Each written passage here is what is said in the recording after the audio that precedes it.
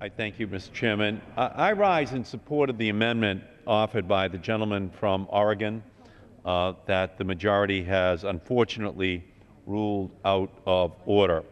In this continuing resolution, the Republicans are trying to dismantle one of the most precious landmarks of the entire media landscape. Public broadcasting is an electronic oasis for learning in what has been called the vast wasteland of commercial television. Now, why do I say that? Well, I say it because you just have to look at what is on commercial television from the perspective of a parent with children trying to ensure that those children are given the educational and informational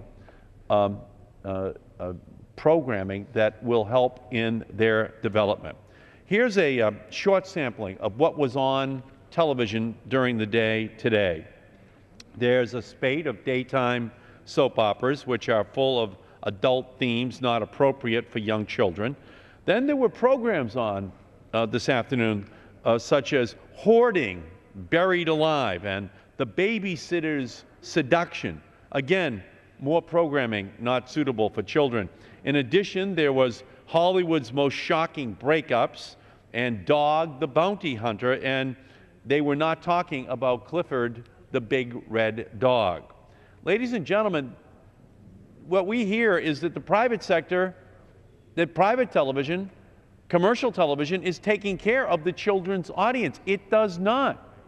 The Cartoon Network is in no way to be compared to what is on the public broadcasting system from 6 a.m. every morning until 6 p.m. every night. 12 hours every day, something that parents can rely upon for their children to see, which is educationally nutritious for their development.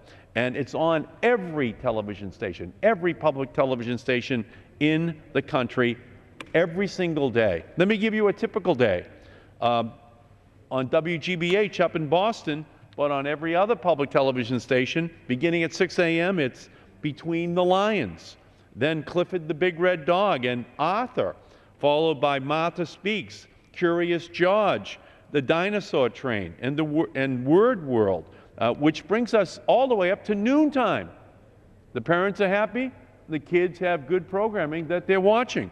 And then, rather than soap operas in the afternoon, on the public broadcasting system, the kids get to see Sid the Science Guy, the Word Girl, the Electric Company, and on and on and on until 6 o'clock every night. PBS is really the children's television network, and generations of children and parents have benefited from this programming being on. What the Republicans are trying to do is just end this era and just toss these families over to this commercial world, which is fine if you really do believe that Cartoon Network and other networks like that targeted at children for commercial purposes can in any way substitute for this Sesame Street diet that children have been on for more than one generation and have immeasurably helped, not just those that come from the white upper middle class, but in polling, it's actually above 80% whether your family is Asian, Hispanic, white, African American, all poll out at 80% in terms of what those parents believe about the benefit that comes from the public broadcasting system in the children's programming that is presented to those children. So CPB doesn't just stand for Corporation for Public Broadcasting, it also stands for Children and Parents Benefit. And that's why it's important. And that's why it was important in 1967, and that's why it is important today. This has been the crown jewel in our national media mix when it comes to the children of our country.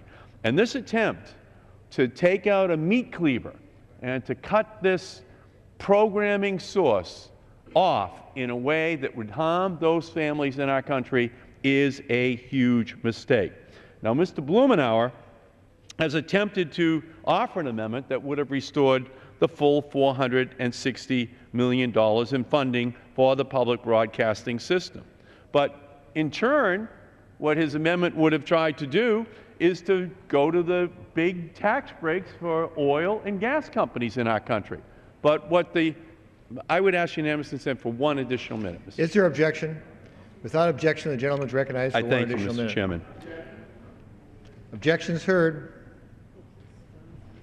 Gentleman's time has expired. Okay.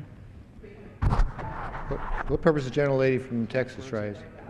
The gentleman is recognized for 5 minutes. Happy to yield a minute so to the gentleman from Massachusetts. I thank you. I thank you.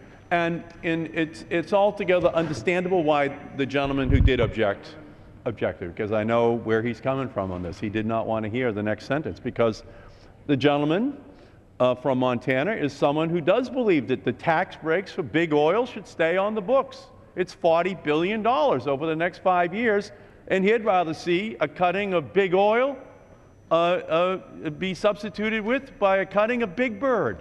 Okay? That's what tonight's all about. Just this misallocation of resources within our society. And I understand why the gentleman from Montana doesn't want to hear those words spoken, but he should get ready to hear it over and over again. It's not just big oil gets to, big oil is going to get all the breaks that they want, and it might come at the expense of children's television or poor people. But I will tell you this much.